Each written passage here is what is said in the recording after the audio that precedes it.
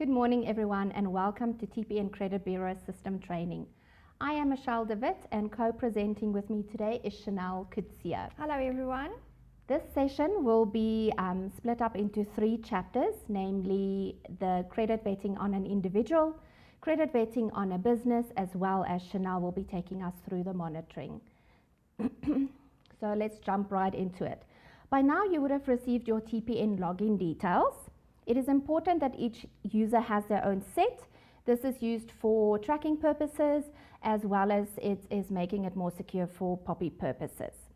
So visit tpn.co.za, click on login, enter your username, your password and log in. You now come to a landing page which we call the dashboard. This is just a nice overview of what is happening in your rental book, and it is where we try to think for you. So you will see the data charts here, which Chanel will explain to us in a little while. If we scroll down, payment profiles not yet set, letters of demand that we think should now be going out, as well as blacklistings that should now be actioned. Today, like I said, we will be covering the credit checks. So at the top, click on credit checks. There is a few credit check options available for you. I'll quickly run you through each one. There's the new credit check, which can be done on an individual as well as on a ID as well as a passport. A deed search, which is going to return current deeds as well as previous deeds held. The Know Your Client check, which is used for your FICA purposes. A pre-assessment check, which is normally done prior to meeting with a client, perhaps at a show house. There's your business inquiry. You can also trace a consumer by ID number, passport number, surname or date of birth, or a telephone number. So this information will bring back their latest contact details and contact addresses. So now I'm going to walk you through the consumer credit check. Click on perform a new credit check. Step 1, enter the consumer details. It is asking you for the inquiry reason. So the reason here is why are you performing this credit check? It does not affect the outcome of the check. It is purely used for reporting purposes to the National Credit Regulator, the NCR. So for the purpose of today's training, we have defaulted to rental setting for limits on goods or services, and you can see the other options available here. Your reference number, so perhaps the address you are vetting for, the applicant's surname, anything that you would deem necessary to perhaps look up this credit check at a later stage. Enter the inquiry details. So the check can be done either on an RSA ID number or on a passport number. If you were to do it on a foreigner, on their passport number, you can click here where it says change to passport number search. You would need the applicant's passport number as well as their date of birth. The reason for this is that we match on surname and date of birth because passport numbers change whenever you have your passport renewed. Enter your ID number as per the ID book. The ID number needs to meet a specific algorithm. So when you enter the ID number and you receive an error saying invalid ID, it means your number is incorrect. You've either done a finger error or it is potentially fraudulent. Get a copy of the ID, attempt it again. If you still get that error, contact our help desk who will help you to investigate the ID book. The first name, enter it exactly as per the ID book. So if the person's name is Frederick, type out Frederick, don't just put in Fred. The reason again being that this information is saved on a consumer's profile, and if any incorrect information is captured, the person would need to visit each of the bureaus in order to dispute this information. My name is Michelle, and my own profile shows variations of Michelle, Mitchell, Michael, and again, like I said, it is very frustrating. Surname as per the ID book. The current address, this will be the address where the tenant is staying now, not the property they are vetting for. Not every person that applies for a property is going to accept that property and actually live there. So if that information is then again saved on their profile as being a previous address. Postal code, province, and cell number, those are pretty self-explanatory, and click on Next. Step 2, confirm your consent. So we have the Credex score here. This Credex score is not a credit check, it's purely an enhancement to the check. And it just scores your tenant's suitability for this property. There's a couple of score versions available to you. First one being the basic Credex, which determines your tenant's likelihood to default with you. The silver Credex, which is the likelihood to default, as well as the affordability aspect. So whereby you would need the tenant's net monthly income, and as well as obviously the property rental amount.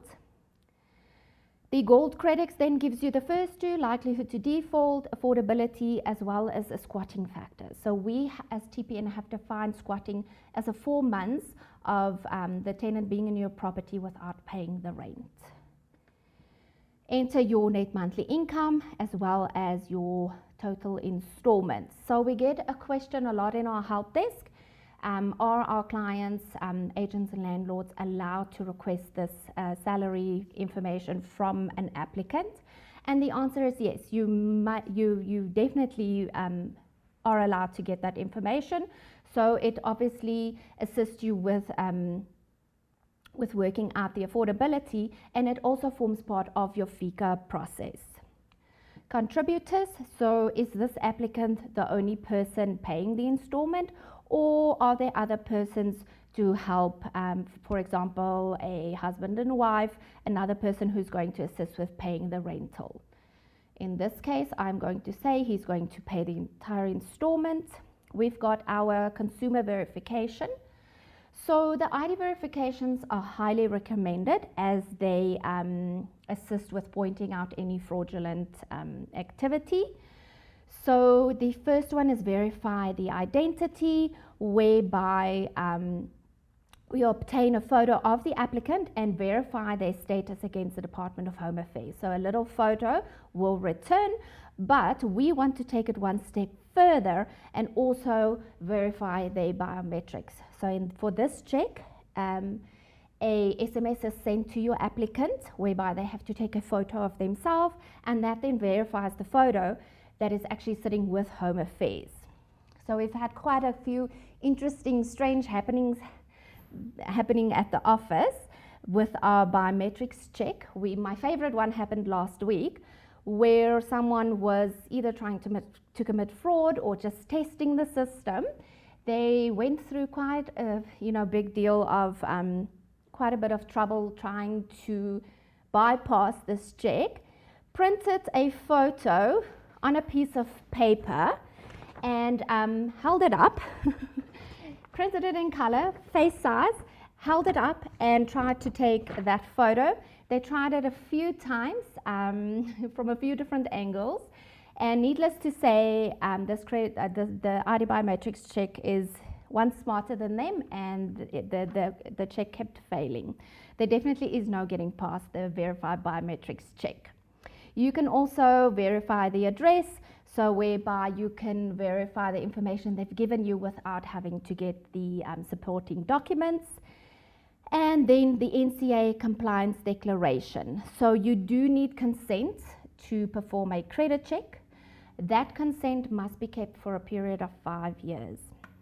We then also, as a TPN member, when you sign up with the Bureau, we send you a consent clause that you can incorporate into your application forms.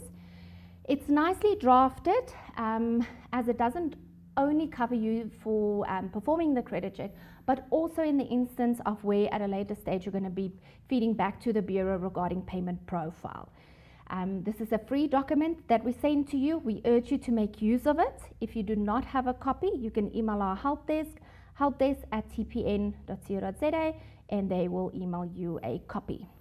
And no, you may not do a credit check on your mother-in-law. Click on Next.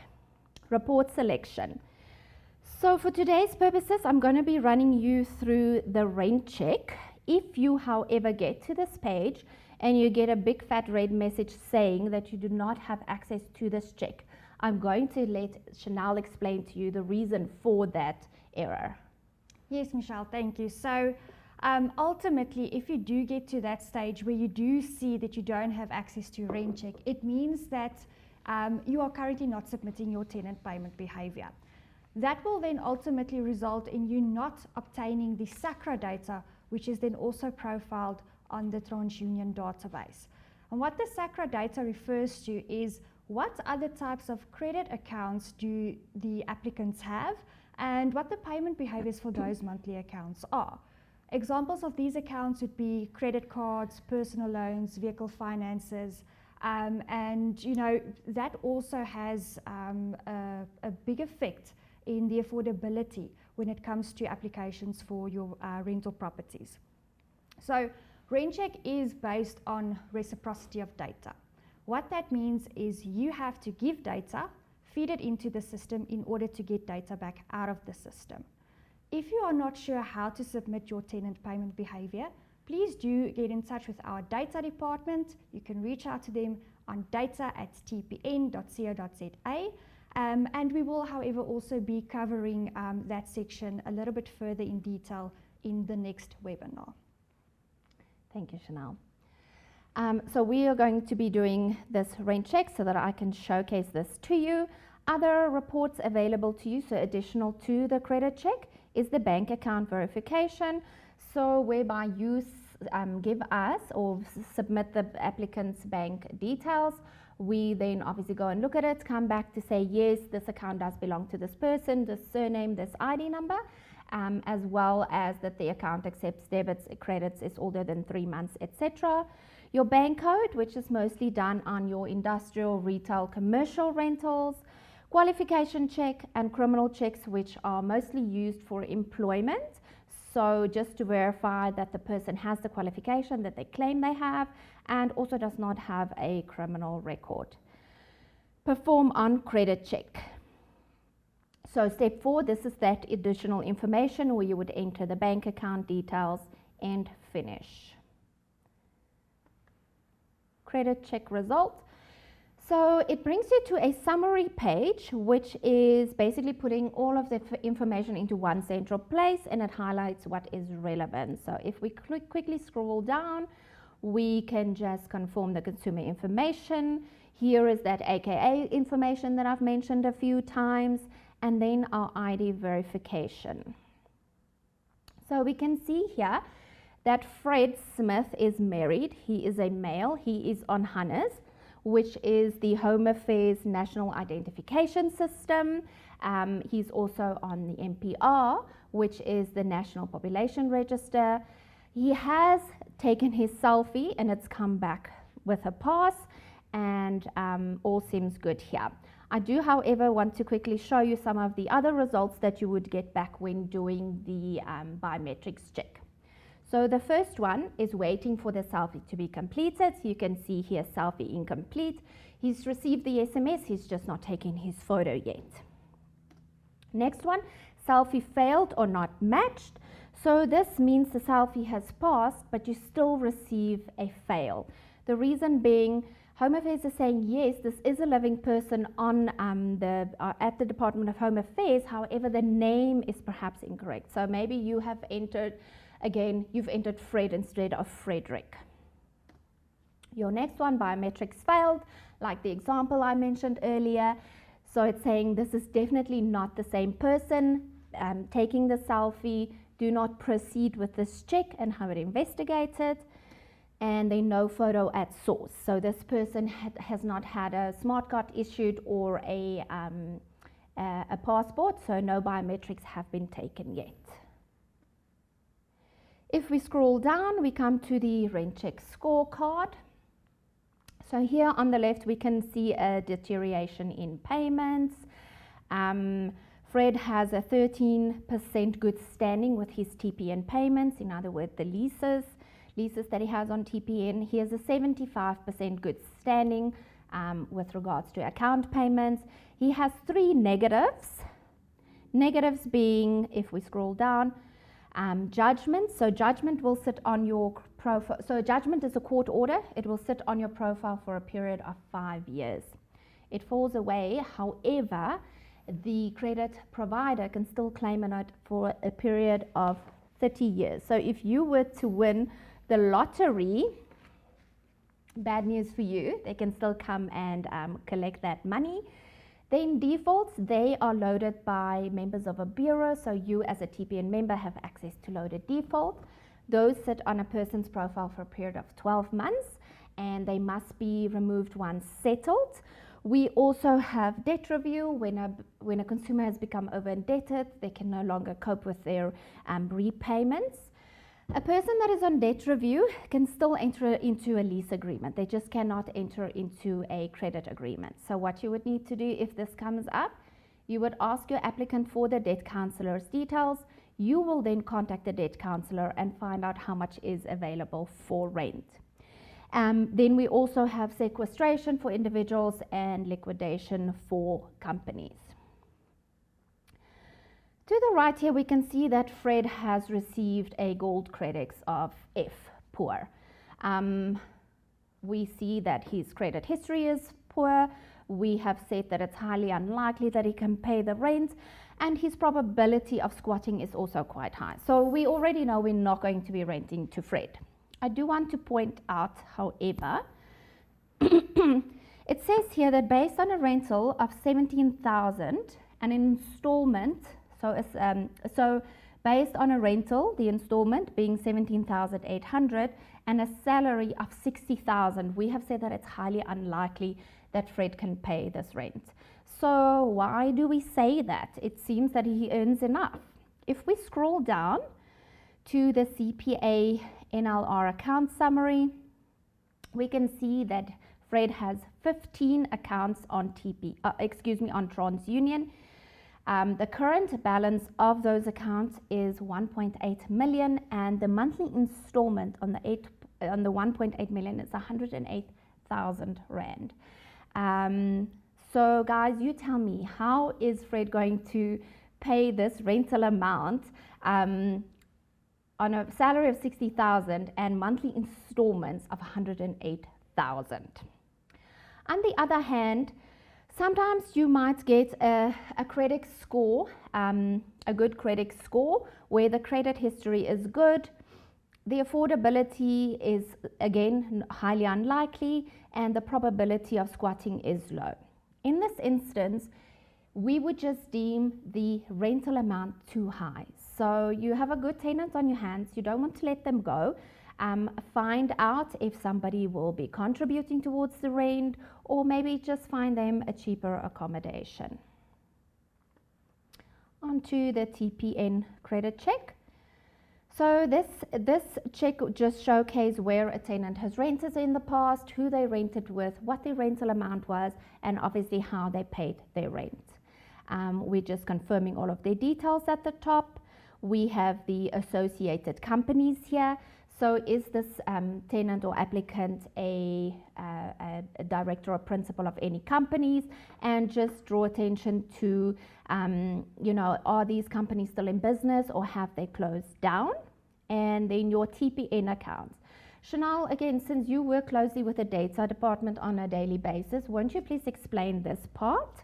Yes, Michelle. So earlier on, when I mentioned having access to RentCheck, obviously by submitting your tenant data, this is then typically what it will look like, what you'll see out of that report.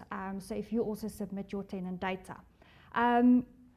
Submitting the tenant data obviously gives you access to RentCheck, but it also, TPN will send out a free SMS notification to your tenants to inform them of how their credit profiles have been updated based on how they paid or might not have paid. So these payment SMSs that go out to the tenants really gives recognition to those who's paid on time, and we will be sharing examples of these SMSs on screen as well. So it gives recognition to those tenants who's paid on time and in full to thank them for making payments on time. And it also then reminds your tenants who have made partial payments or made no payment at all that their credit profiles have been adversely affected. So ultimately, the free SMSs that do get sent out really encourages good payment behavior by your tenants, and it also assists with the monthly collections for your rental purposes. Thank you, Chanel. We also then, what I just wanted to mention, if there's no payment profile on TPN, it just would mean that either the applicant did not rent with a TPN member, or maybe the member that just did not load the information. However, when there is no information available on TPN and you are submitting your data, we can then refer to the information loaded under TransUnion in order to base a decision. At the bottom here, there's contact addresses and contact numbers, and this is just to verify, with what he has given you. Onto the TransUnion check. This is the part that Chanel explained to us with regards to the SACRA information. We can see, again, we're just confirming all of his information, aka addresses, phone numbers. And here we can see those negatives mentioned earlier. We can see that Fred has 2 judgments, one for Van der Merwe Trust for the amount of 2,970, and then also he has a judgment for non-payment of school fees, ABC Primary. So it is important when vetting an applicant to look at high risk versus low risk. So high risk would then be negatives for perhaps a clothing account or a loan. Why isn't he paying those? Even a small amount, why isn't he just settling the amount? Those were high risk. So low risk would then be maybe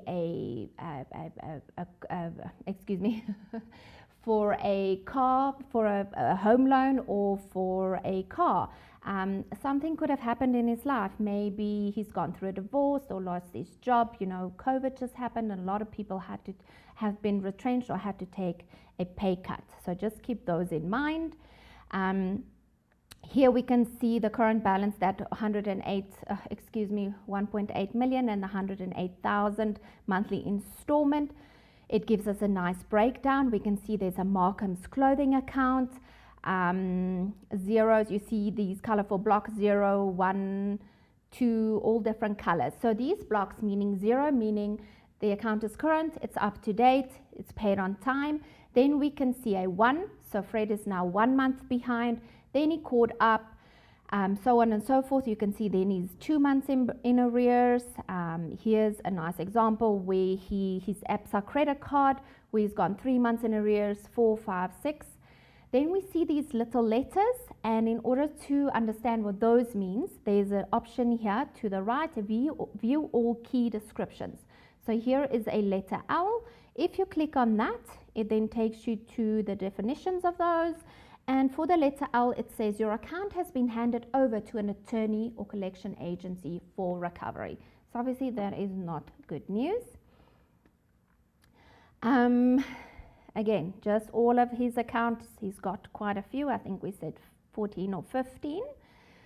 The NLR payment profile, so that's the National Loan Register, where we see OneGov Finance. So these are your payday loans.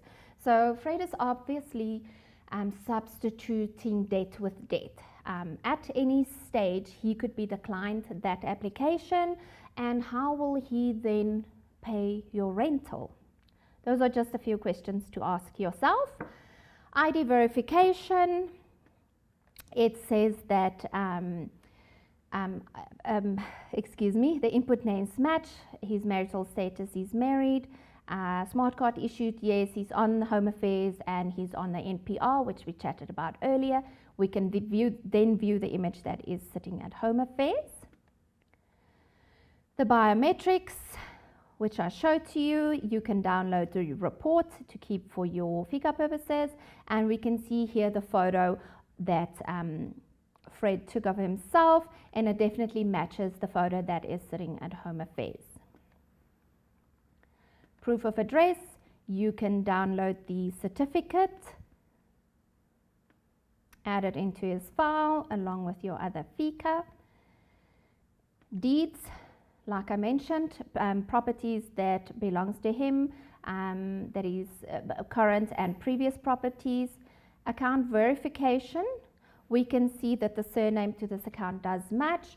The identity match, the account is found, it accepts debits and credits, and we can safely say that this is Fred's bank account. So yes, that in essence is your consumer credit check.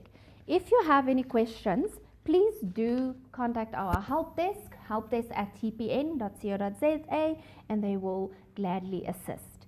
Then also please stay tuned for chapter 2, where we will be covering the business inquiry, and Chanel will also be covering the monitoring part.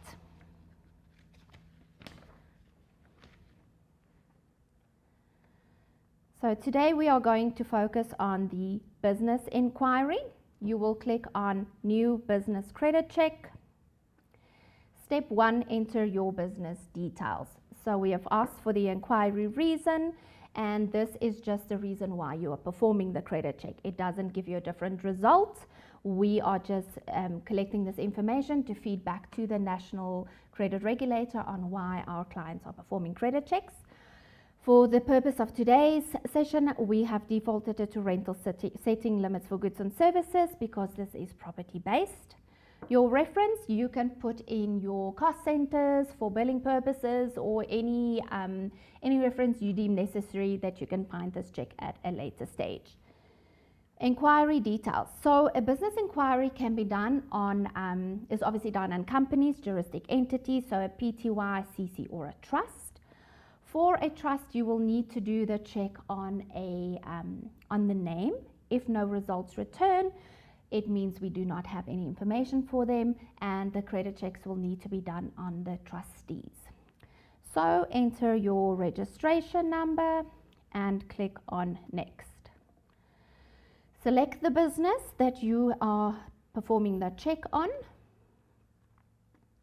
And for the purpose of today's training, I am going to be showcasing the RentCheck inquiry.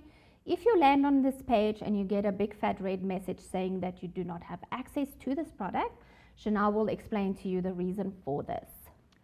Thank you, Michelle. Yes. So if you do get to that page and you do see a red message saying that you do not have access to RentCheck, it means that you are currently not submitting your tenant payment behavior. This will ultimately result in you not getting access to the most comprehensive information, as you will not get the information on also the directives and defaults included in the combined RentCheck inquiry, but you will also not get the SACRA data out of the report. And the SACRA data simply refers to what other types of credit agreements the applicants may have in their personal capacity, and whether or not they are paying those accounts on a monthly basis. That also have a big impact on the rental application at the end of the day. RentCheck is based on reciprocity of data. So ultimately you have to feed data into the system in order to get data back out of the system. If you are not sure how to submit your data, please do get in touch with our data department at data@tpn.co.za. We will, however, also be covering this section a little bit further in detail in the next webinar.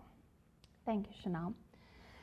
We are going to be doing the RentCheck so that I can showcase this to you. There are also other reports available to your disposal. There is the TPN Director Default, where it basically shows any negative information recorded against the directors in personal capacity on the TPN database. There is the Subject Default, which is going to show any information on the company on the TransUnion database. The Principal Default, showing negative information on the principals on the TransUnion database. There is your TPN bank code, whereby you again submit the applicant's details through to us. We send it off to the bank, who comes back with a code to say to again vet your tenant suitability to pay the rental amount, and there's also previous banking on file. Click on Perform Credit Check.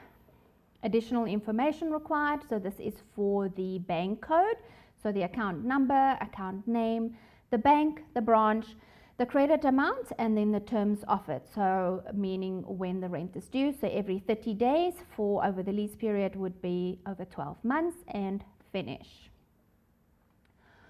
We now come to the summary page, which just pulls all the information of the credit check into one central place, and it highlights what is important. At the top here, the company information, we can see the legal name, the business start date, we can see the current status of the business is that they are in business. It's important to look at this information. You do not want to sign an agreement with a company that is no longer in business.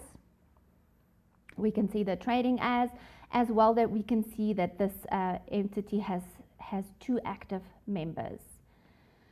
The RentCheck Scorecard at the top here, the SIPC scorecard, we can see that the company has 2 active directors, the entity age is mature, the entity status has passed, and the director maturity, it says immature. It's come back with a SIPC score of good. You want to receive a good. Anything other than that, please do investigate, query it with our help desk. It would most probably be that the company has not been up to date with their annual returns.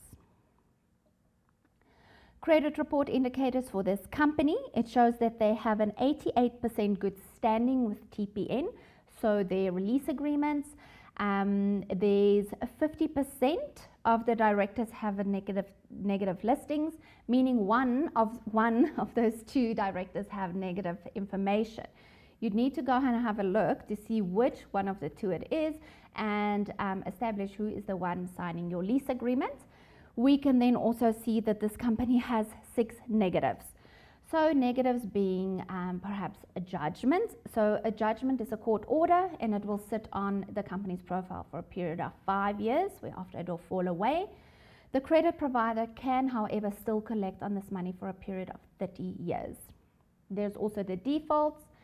Defaults are loaded by members of a bureau, so you as a TPN member have access to load a default against your tenant. These sit for a period of 12 months, and then they fall away and must also be removed or marked as settled if they are paid.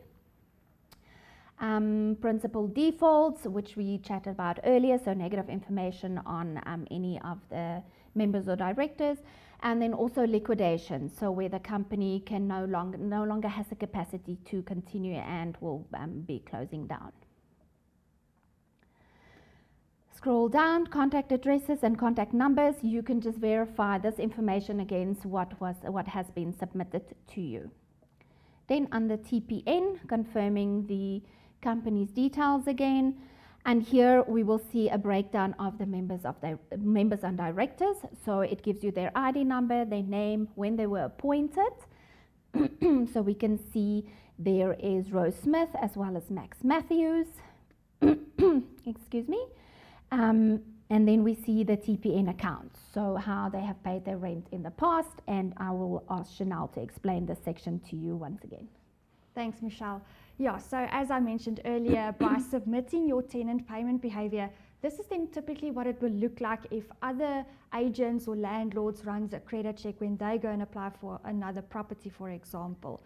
Not only does the submission of your tenant payment behavior give you access to RentCheck, but TPN will also send out a free SMS communication to your tenants, to inform them of how their credit profile has been updated based on either how they paid or how they might not have paid. Examples of these SMSs will also be showcased, and these SMSs really helps with assisting on your monthly collections, and it also gives recognition to those tenants who have paid their rent in full and on time. For those tenants who have made a partial payment or no payment at all, and for the ones that typically makes a habit of making short payments monthly, it will remind them that their credit profiles have been adversely affected due to non-payments or short payments of the account. So all in all, it really does assist with the change in payment behavior of your tenants. We will, however, also be covering how the submission of the data works in full in the next webinar session. Thank you, Chanel. I would just like to mention that sometimes on the TPN check there would be no TPN information, so none of these little colorful blocks. The reason for that being that the company obviously has not rented with a TPN member, or that member just did not load the information. In that instance, we always have the, if you are submitting your data, you then have the TransUnion information to fall back on. So we're just scrolling through all of the leases, and we can see all of the leases that this company holds with TPN members. At the top, there's the deeds on file, so current and previous deeds belonging to this company. So we can see there are quite a few. The scan on file, so this is basically the TransUnion. So the scan on file displays a complete view of a company's credit record on the TransUnion Credit Bureau. Information includes then your statutory details, bank on file, subject default, principal default, trade on file, previous bank codes, bank on file, etc. So we need to go, if we scroll down, principal summary. Here we can see the names we saw earlier, Rose Smith as well as Max Matthews. In this instance, we can see that Rose Smith has civil court, does not have a civil court record, excuse me. She does, however, have default data, and Max Matthews does not have any negative information. Scroll down, civil court records then held by the company for ABC Records for an amount of 44,000, and then they also owe Synergy Income Fund an amount of 115,000 Rand. Default data for this company, also there's quite a few here, for Itala Industrial Properties, JHI Properties, as well as Law Data Solutions. Previous banking on file, and then just your inquiry history. Director default, so negative information on the directors held on the TPN database, and we can see here that default held by Rose for a lease on TPN, and we can see default information here. She's also had a few other leases, and we can also see Max's leases, but at least it seems that he has paid his rent on time. Subject default, which we covered in the scan on file, so negatives that is held by the company. And then principal default, again on the principal held then on the TransUnion Bureau. And there's a default here again for Rose Smith for a ABSA home loan. So when you sign that lease agreement, you need to go and look who is going to be signing the lease. Is it going to be Rose or is it going to be Max? Then your TPN bank code. In this instance, we've returned a code that says the amount is considered too high. So obviously you always want to get a code that says good for the amounts, good for the amount quoted. And again, yes, that is your business credit check. For any questions, please do reach out to helpdesk@tpn.co.za. Please stay tuned for chapter 3, where Chanel will be covering monitoring for us. Thank you very much. So in part 1 and 2, we had a look at how to credit vet your individual applications as well as your business applications, and also how important it is to submit your tenant payment behavior in order for you to have access to the most comprehensive credit report called the TPN RentCheck Inquiry.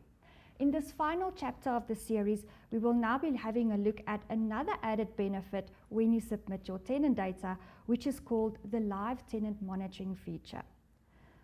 So as mentioned in chapter 1 and 2, you have to submit your tenant payment behavior to gain access to RentCheck.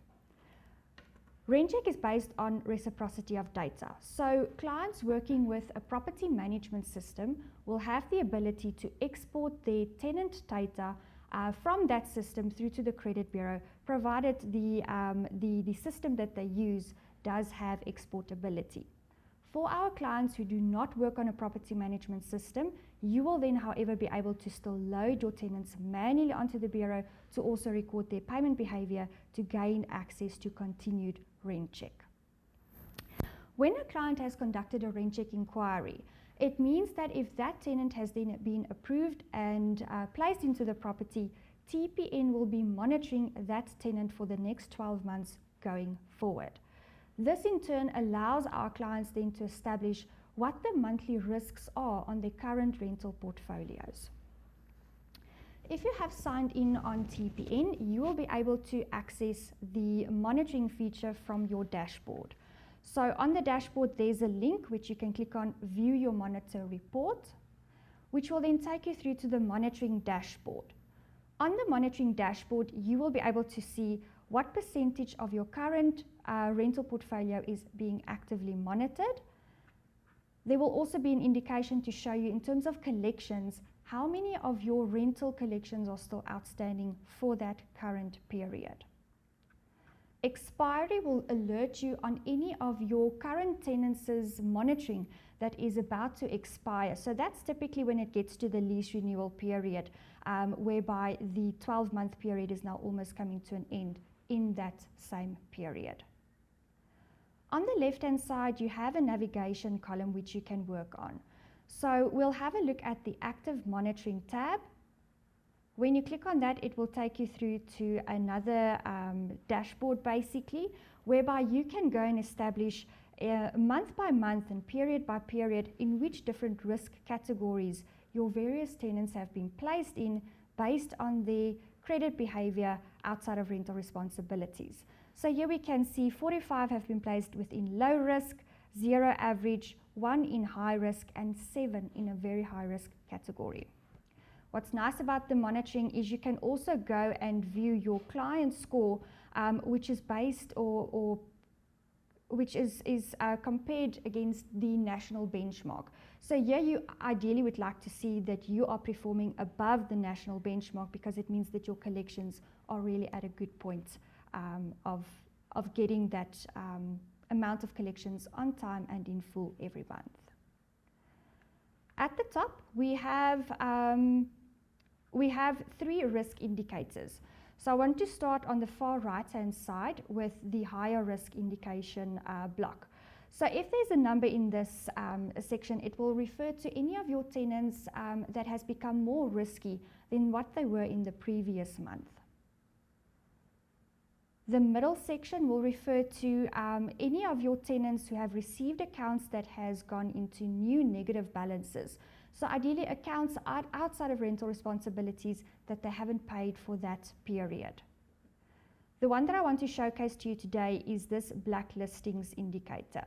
So this will alert you on any of your tenants that have received new warning statuses, whether or not it is a new blacklisting or a default listing that's been profiled against their credit profile, judgments.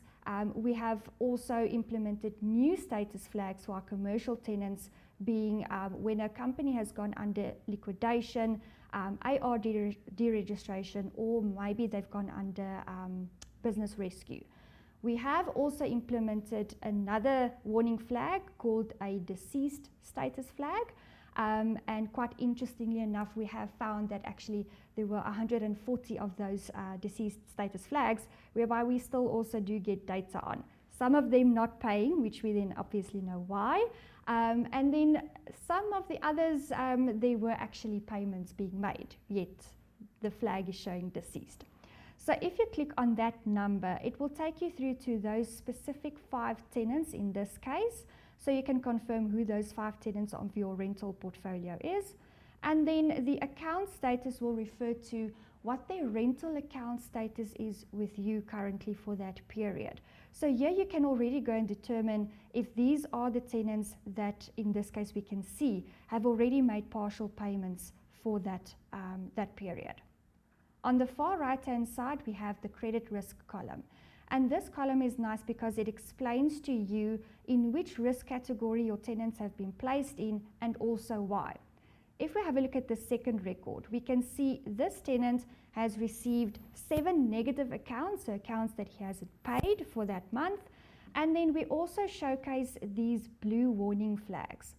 The blue warning flags will be an indication of what type of listing has been profiled against that consumer's credit record. So in this case, we can see 2 defaults to the value of 20,000. The one below him has received a new judgment of 15,000, as well as a default listing of 1,300. Should any of your current tenants during the lease agreement period go under debt review, a warning flag similar to that showing that they are now under debt review will also be displayed on your monitoring for you. Going back to the left-hand side, collections. This will be typically the same sort of dashboard that is profiled on your normal dashboard when you just sign in on the TPN Credit Bureau platform. So month by month, it will show you what your collections for that period is. So how many of your tenants have made payment in full and on time, how many paid late, how many paid partially, and how many did not make any payments at all for that particular month.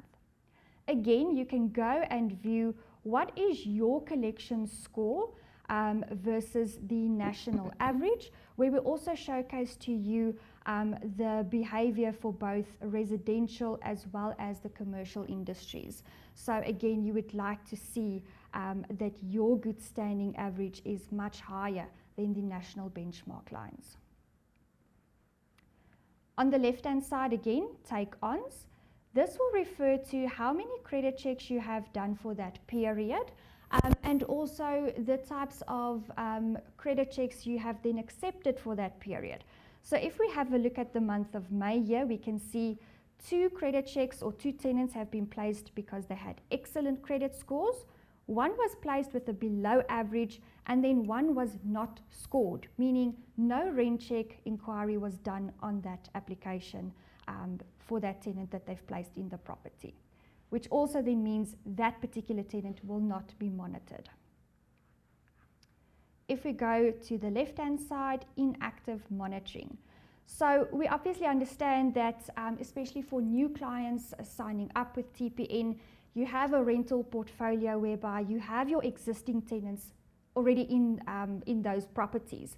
You never had the chance or need to run a rent check inquiry at that point, but yet we didn't want to take away the benefit of those clients then not being able to have their portfolios monitored as well. So we've created the inactive monitoring tab, whereby you can have a look at how many of your tenants are not being monitored and why. So for example, here we can see 29 of my current rental portfolio or tenants does not currently have or is not monitored because no rent check inquiry was done on them. And then the middle indication shows us that 11 of my current rentals did have a rent check done, but they have now expired because the monitoring is active for 12 months. So what we have created is then you can go and click on that number of the amount of tenants that's not being monitored. Again, it will give you a full list of who those tenants are. It will again show you what the account payment status is. So typically for those ones that you already feel is already becoming a risk because they are not making their rental payments or they are paying partial payments on their monthly rental, those are typically the ones that you really want to maybe have a look at and get their monitoring activated. So on the far right hand side, the monitor status column. Here we can see no rent check, and then there's a feature for you where you can go and click on activate monitoring. When you click on that, it will give you a small pop-up on the screen to inform you that by activating the monitoring, we will then monitor your tenant for the next 12 months going forward, and that will then be at a cost of R38.11. It's a once-off charge, so it's not billed every 12 months or every month for 12 months. It's just billed that 1 month when you go and activate the monitoring. For clients that might have a very large portfolio and they would like assistance with maybe running a bulk activation on their whole portfolio, we do also have the ability to assist those clients with that regard.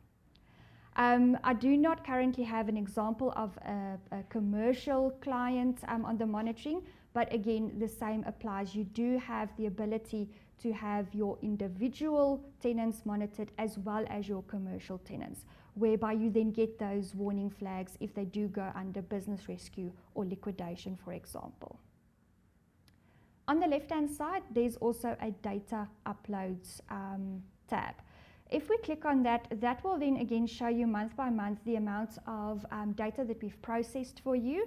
And this will only be available if we do get your data via a property management system. So if it is exported electronically. For any data that is recorded manually on the Bureau, this screen will then be blank. There won't be any charts to display. Then on the left-hand side again, the last option here is your filter portfolio. And this typically pertains to maybe a larger client base portfolios whereby a client has different buildings or different portfolios that they work with. You also have the ability, as you export your tenant data in different portfolios, to view the monitoring for those individual portfolios as well on the monitoring platform. Michelle, I think that then brings us to the end of chapter 3 of this series. Please remember to like and subscribe to our YouTube channel for future events. And also, please do not hesitate to reach out to us should you have any questions with regards to the system itself or how to upload your data so that you have access to all of these wonderful benefits and ensuring that you get the best out of the product. Thank you.